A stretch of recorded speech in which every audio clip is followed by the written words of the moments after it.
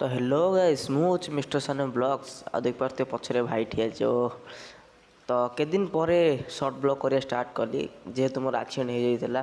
ତ ଦେଖିପାରୁଥିବେ ଡୁଗୁ ବି ଆମ ଘରକୁ ଆଜି କେତେ ଦିନ ପରେ ଆସିଛି, ମାନେ କେତେ ଦିନ ପରେ ନୁହଁ ଆସିଥିଲା। କ'ଣ କହିଲା ଗୀତ ବଜାଇବାକୁ, ମୁଁ ଗୀତ ନ ଲଗାଉ ଲଗାଉ ସେ ନାଚି ସାରିଲାଣି ଦେଖିପାରୁଥିବେ ଗାଇସ୍। ଆଉ ଡୁଗୁ କହିଲା ମୋତେ ଟିକେ ଦାଦା ନେଇକି ଚାଲ ଘରେ ଛାଡ଼ିଦେବୁ। ମୁଁ କହିଲି ହଉ ଚାଲ ଯିବା ଘରକୁ। କାହିଁକି ଗଲା ନା, କାହିଁକିନା ତାଙ୍କ ମୋବାଇଲ୍ ଆମର ଚାର୍ଜ ବସିଥିଲା, ସେଥିପାଇଁ ଦେଖିଦେଲା କହିଲା ମୁଁ ମୋବାଇଲ୍ ଦେଖିବି। ବହୁତ ଜୋରରେ କାନ୍ଦିଲା। ଆଉ ଦେଖିପାରୁଥିବେ କେଡ଼େ ବର୍ଷ ବର୍ଷା ବି ଆମର ଇଆଡ଼େ ହେଉଛି, ମୋତେ ଲାଗୁଛି କନଫର୍ମ ଆଜି ବାତ୍ୟା ହେବ। ଆଉ ଦେଖିପାରୁଥିବେ ଆକାଶର କିଛି ସିନ୍ ଏମିତି। ଆଉ ଚାଲ ଯିବା ଘରକୁ ଯିବା ହାରି।